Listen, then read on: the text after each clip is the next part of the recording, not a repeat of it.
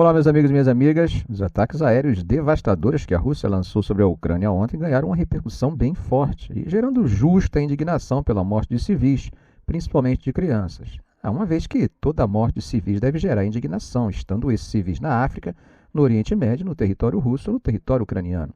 O presidente Joe Biden chamou esses ataques de um horrível lembrete da brutalidade russa.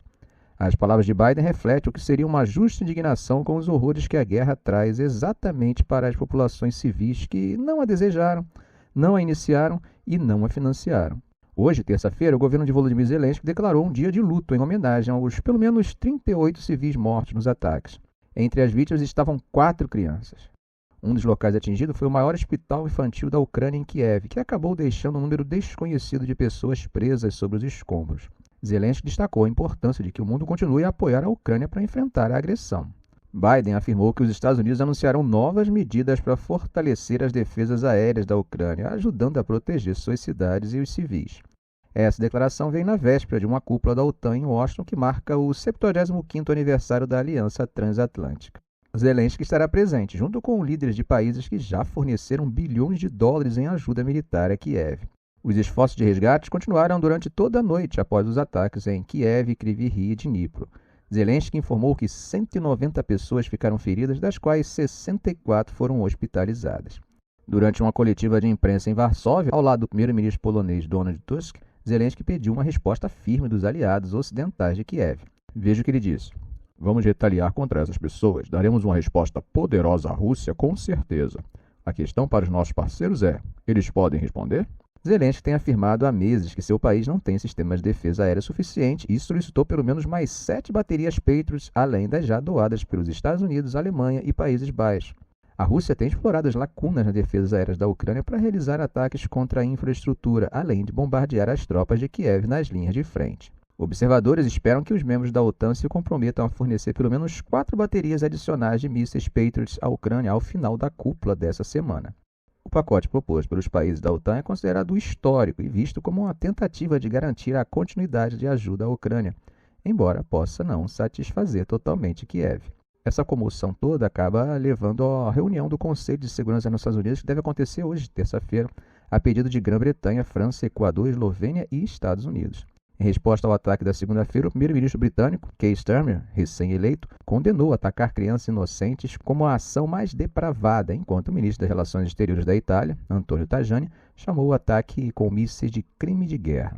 Um porta-voz do secretário-geral das Nações Unidas, António Guterres, disse que ele condenou fortemente os ataques particularmente chocantes contra o hospital infantil e outra instalação médica. O chefe de direitos humanos das Nações Unidas, Volker Turk, condenou os ataques russos como abomináveis.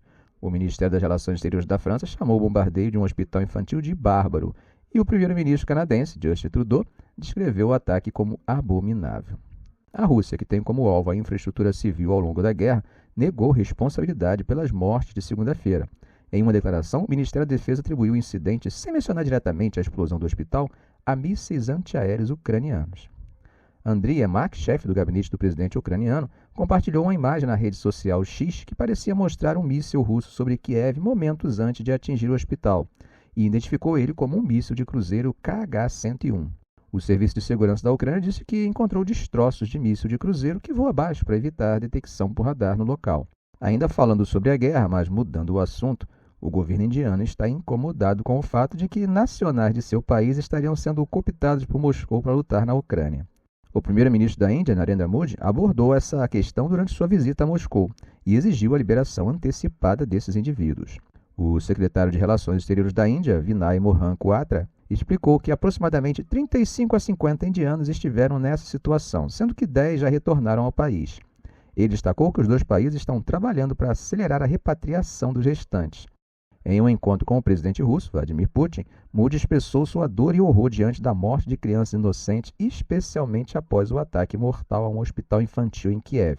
Essa declaração de Modi foi uma crítica implícita a Putin, que pouco antes havia dado boas-vindas calorosas a ele no Kremlin, enfatizando a importância das relações estratégicas entre Índia e Rússia. Como disse lá em cima, a Ucrânia afirma ter recuperado fragmentos de um míssil de cruzeiro russo KH-101 no hospital infantil. Já a Rússia, sem apresentar provas, afirmou que foi um sistema antimíssil ucraniano que atingiu o hospital. Modi, em um discurso emocionante, disse: Seja guerra, conflito ou ataque T... Qualquer pessoa que acredita na humanidade sente dor quando há perda de vidas. Mas, ainda mais, quando crianças inocentes são mortas. O coração sangra e essa dor é muito aterrorizante. Essa não foi a primeira vez que Moody criticou as ações da Rússia na Ucrânia. Em setembro de 2022, ele disse a Putin que a era de hoje não é uma era de guerra. E Putin respondeu que entendia as preocupações de Moody.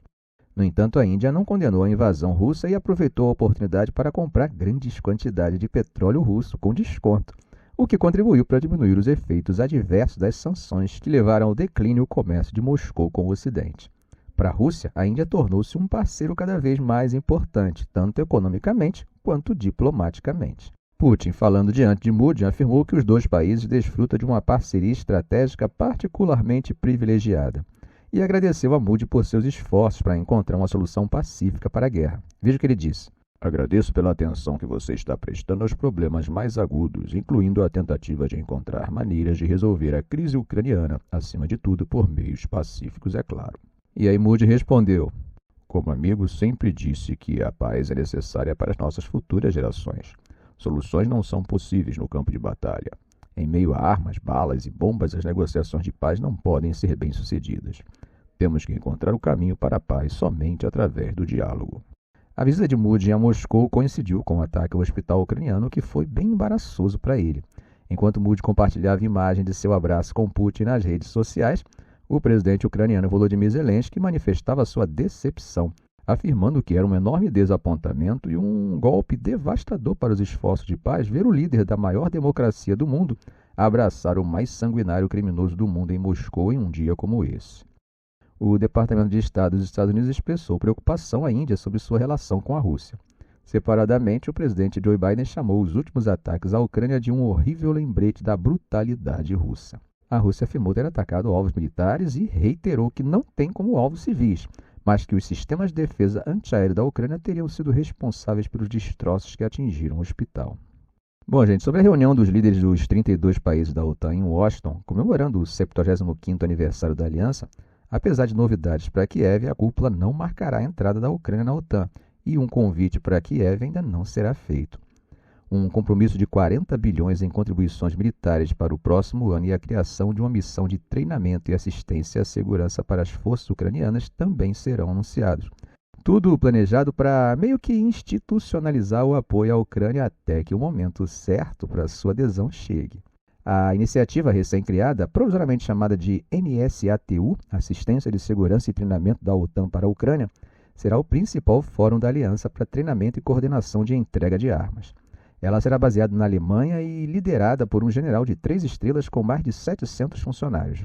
O presidente ucraniano Volodymyr Zelensky estará em Washington realizando várias reuniões bilaterais e um evento especial com o presidente Joe Biden para aliados e parceiros não pertencentes à OTAN que assinaram acordos bilaterais de segurança com a Ucrânia. Michael Carpenter, diretor sênior para a Europa no Conselho de Segurança Nacional dos Estados Unidos, disse aos jornalistas que, junto com os novos anúncios de contribuições militares para a Ucrânia, a aliança vai consolidar o apoio a longo prazo.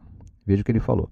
Vamos enviar um sinal forte a Putin de que se ele pensa que pode superar a coalizão de países que apoiam a Ucrânia, ele está completamente errado.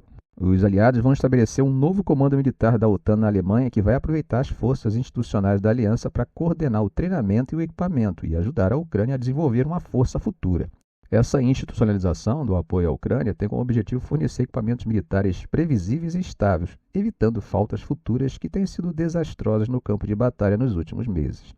Esse plano, que foi idealizado pelo secretário-geral em final de mandato, Jens Stoltenberg, tem como objetivo garantir que o apoio à Ucrânia permaneça uma parte essencial das prioridades e funções da OTAN, especialmente no caso de Donald Trump ou outros governos hostis aos esforços pró-Ucrânia chegarem ao poder. Embora não haja consenso sobre quando ou como a Ucrânia poderá eventualmente se juntar à OTAN, vários países, incluindo os Estados Unidos, estão ansiosos para garantir que a aliança transmita a intenção de que a Ucrânia está em um caminho irreversível para a adesão.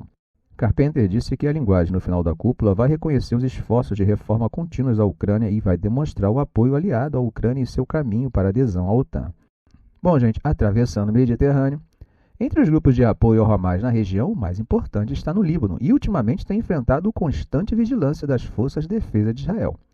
Após a morte de comandantes sêniores em ataques aéreos israelenses, O Hezbollah, que como sabemos é apoiado pelo Irã, recorreu a métodos como mensagens codificadas, telefones fixos e pagers para se comunicar e evitar rastreamento. Além disso, o Hezbollah tem usado drones para estudar e atacar as capacidades de inteligência de Israel, numa estratégia que seu líder Sayed Hassan Nasrallah descreveu como cegar Israel. Desde que o aliado palestino do Hezbollah, o Hamas, entrou em guerra com Israel em outubro, os dois lados têm trocado fogo na fronteira sul do Líbano. Embora os combates tenham permanecido relativamente contidos, os ataques têm se intensificado nas últimas semanas e aumentaram a preocupação de uma possível escalada para uma guerra em larga escala. A situação levou a um deslocamento massivo, com dezenas de milhares de pessoas fugindo de ambos os lados da fronteira. Ataques israelenses mataram mais de 330 combatentes do Hezbollah e cerca de 90 civis no Líbano, isso segundo contagens da Reuters. Israel afirma que os ataques do Líbano mataram 21 soldados e 10 civis. A eficácia dos esforços de Israel depende de sua capacidade de reunir informações precisas sobre as forças do Hezbollah, seus líderes, infraestrutura terrorista e operações. As forças de defesa de Israel não responderam às perguntas sobre suas técnicas de coleta de inteligência e as contramedidas do Hezbollah, citando razões de segurança de inteligência. Sob pressão doméstica em Israel devido aos ataques do Hezbollah, o IDF destacou sua capacidade de atingir operativos do grupo do outro lado da fronteira.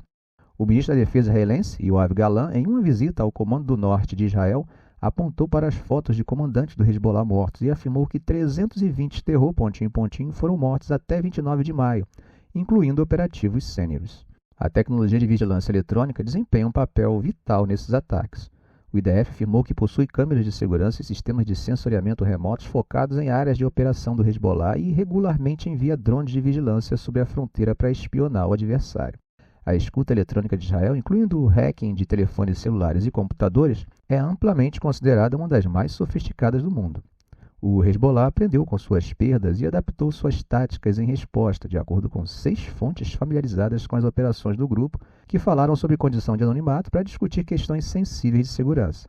Os telefones celulares, que podem ser usados para rastrear a localização de um usuário, foram banidos do campo de batalha em favor de meios de comunicação mais antiquados, como pagers e mensageiros que entregam mensagens verbais pessoalmente. Além disso, o Hezbollah tem usado uma rede de telecomunicações fixa e privada que data do início dos anos 2000. Para o caso de conversas serem ouvidas, palavra-código são usadas para armas e locais de encontro, sendo atualizadas quase que diariamente e entregues às unidades via mensageiros. Qassem Qassir, um analista libanês próximo ao Hezbollah, comentou o seguinte: "Estamos enfrentando uma batalha na qual informação e tecnologia são partes essenciais. Mas quando você enfrenta certos avanços tecnológicos, precisa voltar aos métodos antigos. Os telefones, as telecomunicações pessoais, qualquer método que permita contornar a tecnologia." O escritório de mídia do Hezbollah não comentou as afirmações feitas pelas fontes. Ficamos por aqui. Se esse vídeo foi útil a você, faça um comentário, compartilhe em suas redes sociais, dê um like. E é claro, se ainda não for inscrito, inscreva-se no canal e ative o sininho para não perder os próximos vídeos. Ok, gente? Um grande abraço do professor Arão Alves.